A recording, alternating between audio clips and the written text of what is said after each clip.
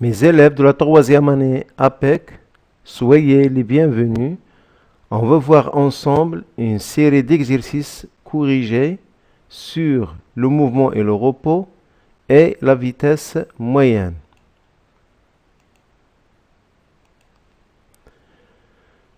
Le premier exercice. Répondre par vrai ou faux. Le mouvement et le repos sont deux notions relatives. Donc, pour déterminer si un corps est au repos ou en mouvement, on doit choisir un corps référentiel. Et si le corps change de position par rapport à ce corps, on dit qu'il est en mouvement. S'il ne change pas sa position, il est dit au repos. Donc, ils sont, puisqu'ils sont relatifs, c'est-à-dire ils sont liés à un autre corps. Donc, on dit qu'il est vrai. Le mouvement des aiguilles d'une montre est un mouvement de rotation. On a cette montre, une montre, on a les aiguilles. Si on prend pour voir si les aiguilles sont en mouvement de rotation, on va choisir par exemple un point A et on va voir lorsque l'aiguille tourne, comment va tourner ce point A. Donc elle a une trajectoire qui est circulaire autour de ce point qui joue le rôle d'un axe. Et si on prend un autre point B, la même chose. Donc, puisque ces deux points ont des trajectoires circulaires autour des mêmes axes, on dit que cette aiguille ou les aiguilles de la montre sont en mouvement de rotation. L'unité internationale de la vitesse est le kilomètre par heure. On sait bien que l'unité internationale de la vitesse, ce n'est pas le kilomètre par heure, mais c'est le mètre par seconde. Donc, c'est faux. La vitesse d'une moto est 45 km par heure et qui est égale à 12,50 mètres par seconde. Et donc, on doit convertir de l'unité la plus utilisée km par heure en unité internationale qui est le mètre par seconde. On essaie de diviser 45 par 3,6. On va obtenir 12,5 mètres par seconde. Donc la vitesse d'une moto est 45 km par heure. Il est égal aussi à 12,5 mètres par seconde vrai. Le deuxième exercice. Complétez les phrases suivantes par ce qui convient. Voilà. On va essayer de placer ces mots dans leur place. Premièrement, on détermine le mouvement ou le repos d'un corps solide par rapport à bien sûr, à un référentiel. Le mouvement d'un corps mobile au cours du temps est dit. Donc, lorsque la vitesse augmente au cours du temps, donc là on dit que le mouvement est accéléré. Par contre, si cette vitesse diminue, on dit qu'elle est retardée. Et si elle reste constante, on dit qu'elle est uniforme.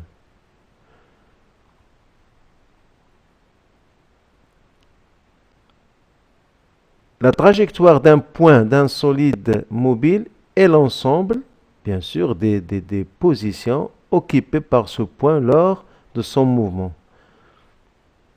Donc chaque corps qui est en mouvement, il occupe plusieurs positions. Si on essaye de lier ces positions, on va obtenir une trajectoire.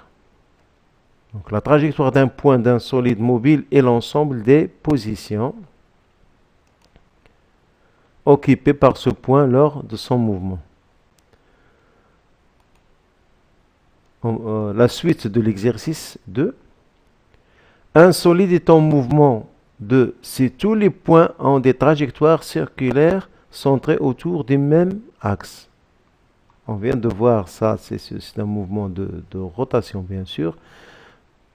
Donc on dit qu'un corps ou un solide est en mouvement de rotation si tous ces points font un mouvement dont la trajectoire est circulaire autour du même axe. Donc ici on a rotation. Un solide est en mouvement de si tout segment reliant deux points quelconques de ce solide conserve une direction constante. Soit on trace un segment ou un vecteur. Donc si ce segment ou le vecteur garde la même direction, le même sens, on dit que le mouvement est un mouvement de translation.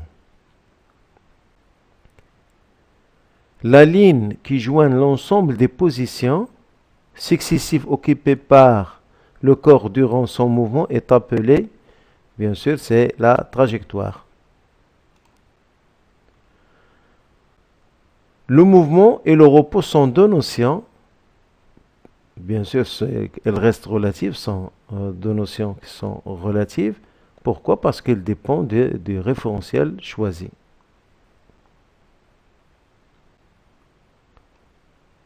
Dans notre vie quotidienne, on choisit comme référence le référence terrestre. C'est-à-dire qu'on choisit des corps qui sont liés à la Terre. L'exercice numéro 3. Le graphe ci-contre représente la distance parcourue par une voiture sur une route rectiligne en fonction des temps. On a l'axe des abscisses, on a choisi à la place de X, on a le temps. Et l'axe des ordonnées, on choisit à la place de Y, on a choisi l'axe des à la place de Y, on a choisi la distance. Donc, on dit ici que D est en fonction du temps. Répondre par vrai ou faux devant chaque proposition. 1. Le mouvement de la voiture est rectiligne accéléré. Pour que le mouvement soit accéléré, il faut que la voiture parcourt des distances de temps en temps sont plus grandes en des périodes qui sont égales. Par exemple, on va prendre par exemple en 15 minutes, il a parcouru 25 km. Entre 15 et 30, on a bien sûr 15 minutes. Il a parcouru une distance 25, c'est 50 moins 25. On voit bien la même chose pour les autres. Donc pour la même période, pour le même intervalle de temps qui est 15 minutes, il parcourt des distances, une distance qui est égale à 25 km. Donc ce mouvement n'est pas accéléré, il est uniforme. Non, il est faux ici. La voiture parcourt la distance 45 km pendant 75 minutes. Donc, on a ici 45 km, c'est presque ici. Si on essaie de voir le temps, donc le temps doit être entre 15 et 30.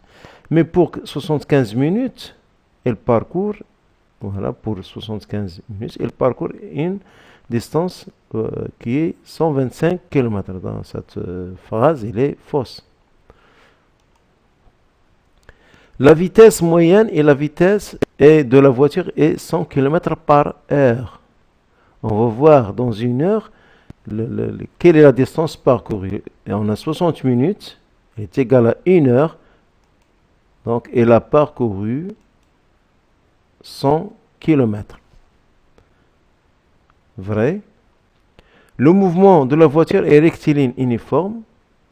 On a déjà dit qu'elle a parcouru des distances égales pendant des périodes de temps égale. Oui, vrai. L'exercice numéro 4. Une moto parcourt une distance AB égale 40 mètres en une durée T égale 2 secondes. Écrire l'expression de la vitesse moyenne. Pour calculer la vitesse moyenne, on divise la distance parcourue par le temps mis pour parcourir cette distance. La vitesse moyenne égale la distance sur le temps mis pour parcourir cette distance. Calculer la vitesse moyenne de la moto en mètres par seconde et en kilomètres par heure. Application numérique. On va remplacer D par sa valeur qui est 40 mètres et T par 2 secondes. En premier temps, on va trouver 20 mètres par seconde. On doit la convertir en kilomètres par heure pour passer du mètre par seconde au kilomètre par heure. On doit multiplier par 3,6. On va obtenir ici 72 km par heure. L'exercice numéro 4. On libère une bille homogène, c'est-à-dire homogène, les biens, s'il y a plusieurs constitués, elles sont bien mélangées, de la position O, et elle tombe vers la position A. Ça, on appelle ça une chute libre de cette bille. On enregistre les positions successives des points G de la balle en G0, G1, G2, G3, ainsi de suite, G4. Comme le montre l'enregistrement, c'est contre. La durée entre deux positions successives est constante, c'est-à-dire la durée entre deux positions, entre G0 et G1, on a 0,1 seconde, entre G1 et G2, 0,1 seconde. Donc on prend des positions dans tous les 0,1 secondes. Et la distance entre O et A, c'est 1 mètre. La première question, déterminer la nature de la trajectoire du point G. La nature des trajectoires, on sait bien qu'il y a trois sortes de trajectoires. On a les trajectoires qui sont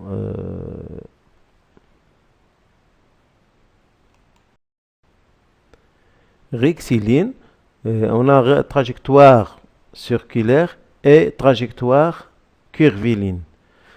Donc ici, on voit bien que la chute, toujours, cette bille, elle tombe d'une façon qui est verticale, hein, selon une ligne qui est verticale, donc c'est rectiligne. En plus de ça, tous les points sont alignés. Hein. La trajectoire du point G est rectiligne car les positions successives du point G sont alignées. Deuxièmement, déterminer la nature du mouvement de la balle en justifiant bien sûr la réponse. Pour la nature, cette nature, soit elle est uniforme ou accélérée ou retardée, on voit bien que cette bille, elle parcourt des distances qui sont de plus en plus grandes, donc on dit que ce mouvement est accéléré.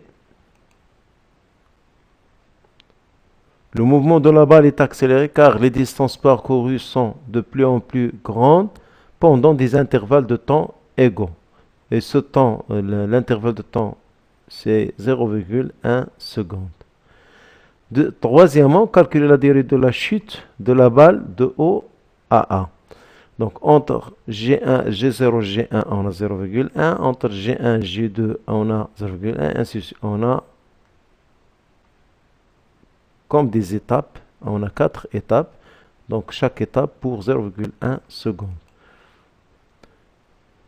On a déjà dans les données, la durée entre deux positions successives est constante et vaut 0,1 seconde. Donc on va multiplier par 0,4.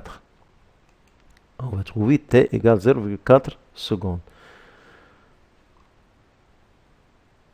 Déduisez la vitesse moyenne Vm de la chute du point G entre les positions 0, O et A en unité internationale. Bien sûr, l'unité internationale, c'est le mètre par seconde. Donc, on sait bien que la vitesse moyenne est Vm égale à 2 sur T. Pour D, on a déjà parlé de la DCOA. Et OA, c'est dans les données, on a trouvé que on a OA égale 1 mètre. On va remplacer OA par 1 mètre. Et le temps, c'est pour passer de O à A. Le temps mis, c'est 0,4 secondes. Et la distance parcourue, c'est 1 mètre. 1 mètre divisé par 0,4, ça va donner 2,5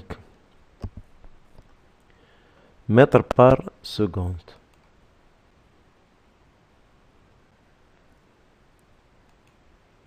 L'exercice numéro 5, c'est comme une situation problème. Une voiture 2 poursuit une autre voiture 1 sur une trajectoire rectiligne. Quand la voiture 1 passe par le point A avec une vitesse qui est 72 km par heure, la voiture 2 passe en même temps au point B avec une vitesse V2 qui est inconnue. La distance qui sépare les deux points A et B est 300 mètres. La poursuite de la voiture 2 pour rejoindre la voiture 1 a duré un temps t égale 30 secondes. Au moment du passage de la voiture 1 au point A. Donc, la voiture 2 va rejoindre la voiture 1 dans une place qui est devant les deux. Déterminer la distance parcourue par donc, on va essayer de voir ça. Voilà. En 30 secondes, la voiture A a parcouru cette distance. Par contre, la voiture 2 a parcouru cette distance et en plus a parcouru la distance D1, qu'on appelle ça la distance D1, et en plus de ça, la distance D égale 300 mètres.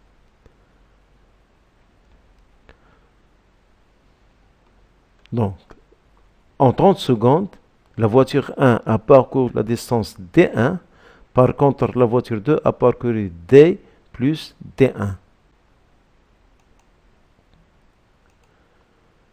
V1 égale D1 sur T, bien sûr pour calculer la distance. On va multiplier V1 par T. L'application numérique, on va remplacer la vitesse V1 par 72 km par heure et le temps c'est 30 secondes. On est obligé ici de convertir 72 km par heure en mètres par seconde, c'est-à-dire on divise cette valeur par 3,6. D1 égale 600 mètres.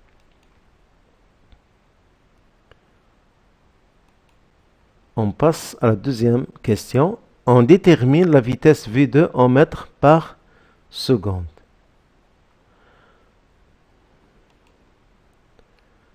On sait bien que V, toujours V, la vitesse, c'est la distance divisée par le temps. Pour D2, c'est la somme de ces deux distances. On va remplacer D2 par D1 plus D. Application numérique. D1, c'est 600 mètres plus 300. Ça va donner 900 qui divise 30 secondes. Et la vitesse de la voiture 2 sera 30 mètres secondes. Et c'est logique, la première, cette vitesse V2 est plus grande que la première. L'exercice 6, c'est une autre situation problème. Un conducteur d'une voiture qui roulait sur une route à une vitesse V égale 90 km/h a été surpris par un obstacle sur la route à une distance D égale 120 mètres, ce qui l'oblige, bien sûr, à prendre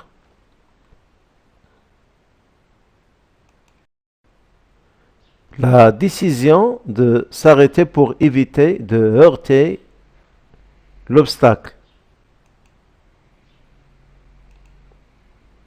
Les données, la durée de la réaction du conducteur est TR égale 1 seconde. Pour appuyer sur les freins, elle a pensé pendant un moment pour réagir dans une seconde, bien sûr, qui est appelé le temps de réaction. L'expression de la distance de réaction, c'est dr égale à V qui multiplie TR. On sait bien que V égale D sur R, et pour calculer D, D égale à V qui multiplie T. La distance d'arrêt est donnée par la formule dA égale dr plus df. C'est la distance d'arrêt égale la distance de réaction plus la distance de freinage.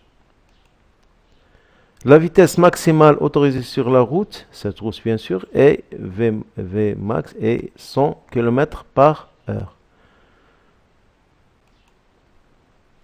Le tableau suivant montre la distance de freinage sur une route sèche et une route mouillée. On a plusieurs vitesses et la vitesse la distance de freinage selon l'état de la route. Si elle est sèche, voilà les distances de freinage. Si elle est mouillée, voilà les distances de freinage selon chaque vitesse. La voiture, la question donnée, c'est est-ce que cette voiture va heurter l'obstacle, en justifiant bien sûr la réponse. Dans les deux cas, dans le cas de la route qui est sèche et si elle est mouillée. Faisons appel aux données. On a, voilà les données et le tableau aussi.